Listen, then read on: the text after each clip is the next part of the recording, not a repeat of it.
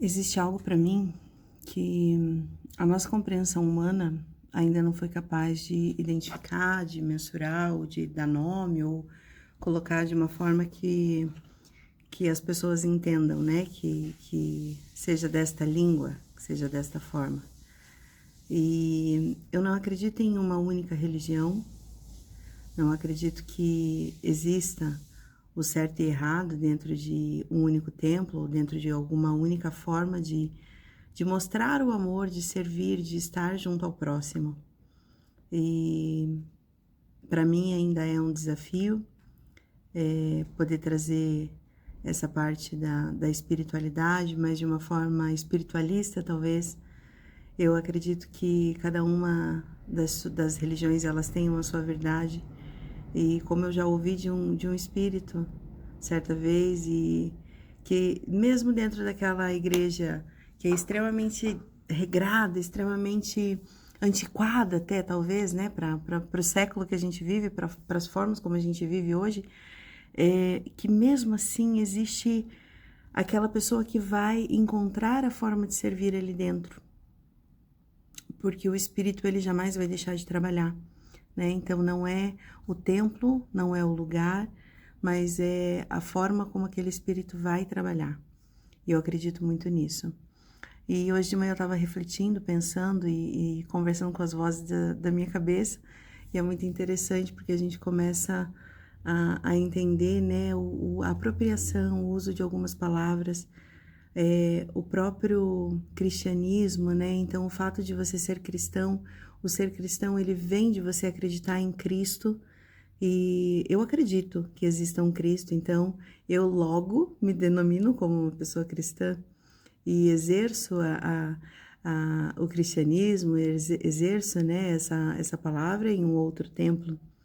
A mesma forma como a gente fala quando a pessoa é crente, né? O crente significa crer, acreditar num Deus maior, acreditar em algo maior. E eu também me denomino como crente, porque eu acredito em algo maior, acredito numa existência superior, acredito em muitas coisas. Então, logo, me denomino como crente. Então, existe muito, é muito engraçado, porque você vê alguns clãs se apropriando de algumas palavras que é da humanidade, entende? Que é para todo mundo. Não é só do evangélico ou do católico, porque aí sim a gente se coloca dentro de uma denominação religiosa e não mais dentro de uma palavra, um adjetivo do que é aquilo que você sente. Então, é muito interessante, porque às vezes eu me pego pensando em umas coisas que eu falo, mas por que eu tô pensando nisso, né? E é isso, eu realmente me vejo como uma pessoa cristã, eu realmente me vejo uma pessoa crente e que acreditando em muitas coisas, né? Que é justamente por isso que eu venho compartilhar com vocês, porque existem ali algumas crenças em mim e que eu quero trazer.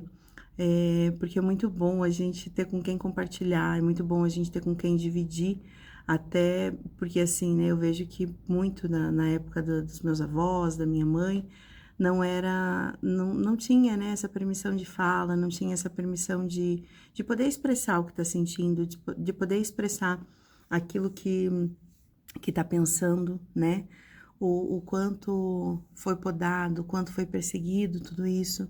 E hoje poder dividir numa rede digital, né, num universo tão amplo, onde pode alcançar tantas pessoas, é muito bom, porque a gente sabe que hoje a gente não está mais sozinho, que hoje existem pessoas que compartilham dos mesmos pensamentos e que às vezes só precisa que alguém dê voz a esses pensamentos, alguém coloque isso para fora. Então hoje eu me coloco à disposição da espiritualidade, para que se abra de uma forma talvez tranquila, não sei, a gente não sabe, né? Não existe essa previsão, a gente só consegue aceitar algumas coisas e continuar caminhando, mas hoje eu me coloco à disposição da espiritualidade para que de uma forma amável, de uma forma verdadeira, de uma forma em que eu possa atingir, tocar o coração de várias pessoas, para que eu venha cumprir a minha missão, para que eu venha cumprir o meu contrato, como eu costumo dizer, né? Que todos nós, antes de encarnarmos no terreno, todos nós, antes de encarnarmos nesse plano terreno, eu costumo falar que a gente assina um contrato, né? A gente assina o contrato e você lê tudo, você sabe das letras miúdas, você sabe de tudo, e mesmo assim, quando chega aqui, a gente renega e nega muita coisa, né? Putz, mas eu não quero passar por isso, não quero viver dessa forma, eu quero viver de uma forma maravilhosa. E, e hoje, né, eu aceito o contrato que eu assinei e que se faça válido, porque eu tenho certeza que durante todos esses meus 40 anos, né, me foi preparado, e eu tenho certeza que a condução não será da Gisele, esta pessoa que vos fala encarnada, mas daqueles mentores que me acompanham já desde do meu nascimento e, quiçá, não tenho lembrança, mas pode ser que seja de outras encarnações, de outras vidas, né? E para que você entenda que você não está sozinho, que assim como eu, me senti muitas vezes sozinha, me senti muitas vezes entrando numa linha tênue de loucura mesmo, né? Tentando compreender o porquê que algumas coisas, da forma que aconteceram comigo, eram daquela forma e não era diferente, e porquê que algumas vezes esse contato com o mundo espiritual, esse contato, essa linha tênue entre a matéria e o espírito, ela se faz tão presente na minha vida. E eu sei que quando a gente não tem alguém com quem compartilhar, alguém com quem falar, alguém com quem dividir isso, parece uma loucura, parece uma coisa fora da realidade. Então eu quero trazer isso de uma forma que a espiritualidade realmente me use, da forma como eles entenderem melhor, e selo hoje um compromisso de me colocar à disposição. E para te lembrar, né? Você não está sozinho. Você não está sozinho. A todo tempo existem pessoas que guiam, que direcionam, que sustentam, que aliviam o seu fardo, por mais pesado que ele possa parecer. Não esquece que tudo que a gente vive nessa terra, nesse plano, nós assinamos um contrato antes de vir. Nós selamos esse contrato e nós entendemos que sim, esses obstáculos para que a gente possa evoluir.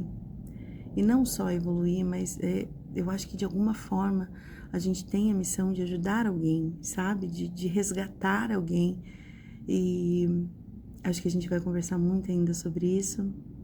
E eu espero ver você no próximo vídeo.